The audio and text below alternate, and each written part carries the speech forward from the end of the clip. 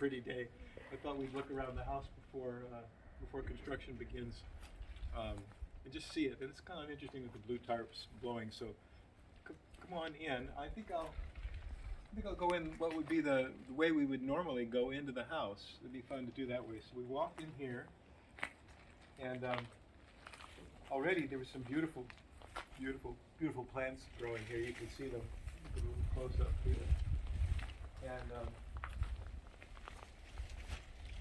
we think that this right here, when we get a close up of this, we think if you turn this over, it's going to be a basin where there's a basin that's been carved out for water. So that'd be interesting. And also already some beautiful little plants here and nice rocks. So this would be the entrance that we would come into normally. This way. Come through here. We're not worried about the glass. It's all going to be repaired, but we'll probably use these doors. And come on in. And this, of course, is quite beautiful here. This is the entrance to the tea room with the step up and quite lovely wood doors, which we're going to probably refinish, but keep these doors. It's quite beautiful. So coming in now, see this whole area is the kitchen space. This is the whole beautiful kitchen.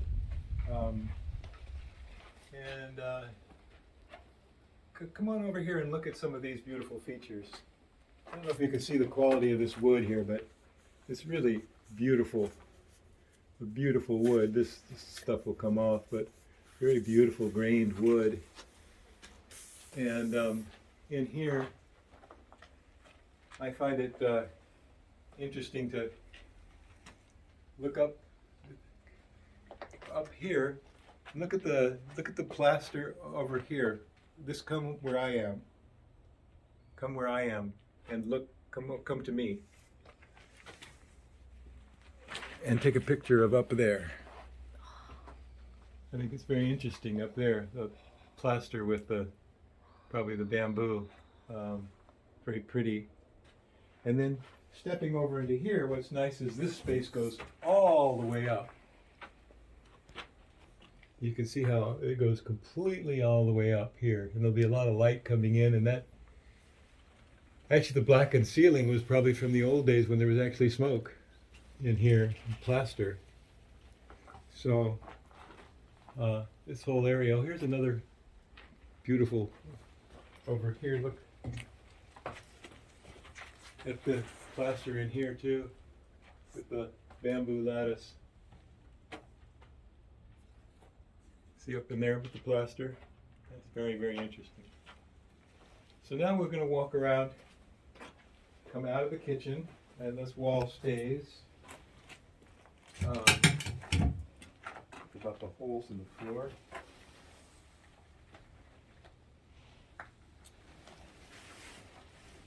This way. Yeah, that's interesting down there too, isn't it? The way they did the plastering. And this is the Japanese style area here. It's interesting, it has these old, lots of rocks here, right down the middle of the line here, where there probably was posts at some point, I imagine, because they're in a line, these rocks on the ground. Very interesting, these rocks on the ground. And once the ceilings have come out here, you can see the beautiful beams, wide open beams up there. And before we get beyond it, these are the hibachi we found underneath the floor when the floors were opened up. I will use them. I hope to keep one of them under the floor for winter time so we can open it up in the winter. This big space will become a space for the tea utensils and what is called the mizuya for the tea room. And the tea room will be over there. It's the one place where we've kept the ceiling. It's quite a nice ceiling. And the tea room wants to be kind of confined and have a ceiling anyway, so that'll be kept. And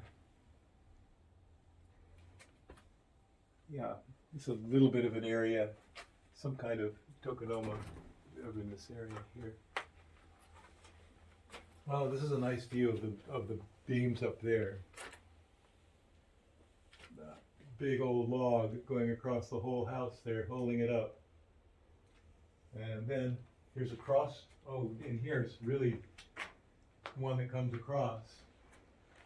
You see that big old beam in there? Some of the old electrical dangling from there. And this is a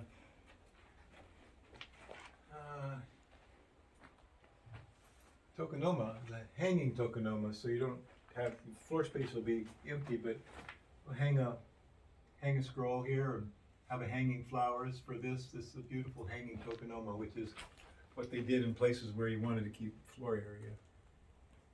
There's some more of that beautiful plaster work that, of course, was all hidden, but it's so beautiful, old crafts work. 多分そこ X 神棚for なんていうのかな There is a little shrine.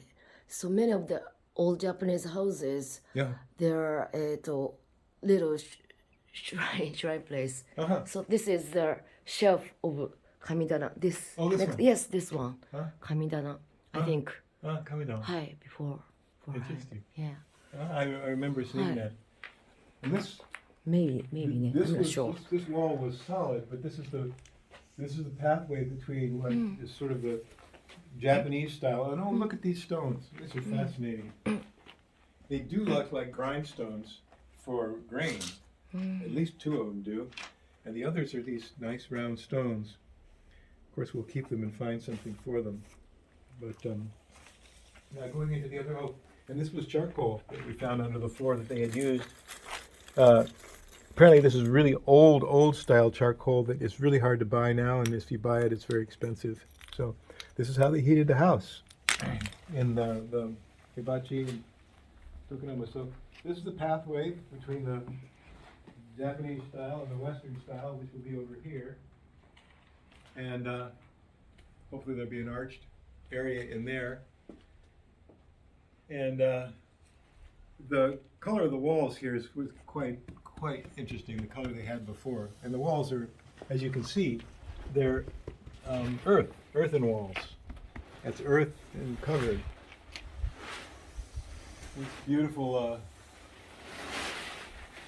wood posts here. Just kept the way they are with the scratches and beauty marks, as I call them, in there. So this area will be basically a bedroom, all in here, extending over into here. I'm a little unclear about the bathroom, which is out there somewhere. And then this is the main entrance area, right in here. And this is a kind of a gathering place. So this is a very beautiful wall here. See if you can get, the light's dark, but if you can get a picture of this wall. It's really old earth. And that would be kind of the ideal wall for the tea room, actually. I'm not sure we have it over there, but boy, that's beautiful. Just beautiful in a rustic style, you know? Very rustic style. And the ceiling has come out here, the ceilings have come out here. Some more of those large, beautiful beams and cross beams both ways. The big one that goes through the whole house, and then ones that go across. Here's the best way to see this one here. And then more of that plaster work that's so beautiful. No, this has just opened itself up to that stone wall was all hidden by a fence that was put up. But we have a beautiful stone wall there that goes, you know, the length of the back of that house. And this area will be garden. A little unclear about the extent of the garden and all of that, but you can see the beautiful view, and it's a even though it's a cold December day, it's a beautiful day, quite a beautiful day. Step outside here for a moment.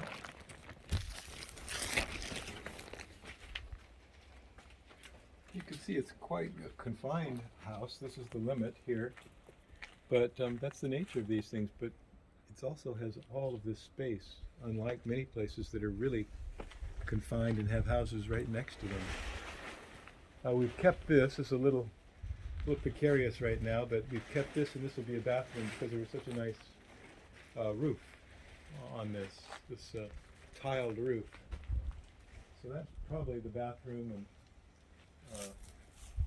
again, a little unclear on the details out here, but tile roof, some more of these exterior walls.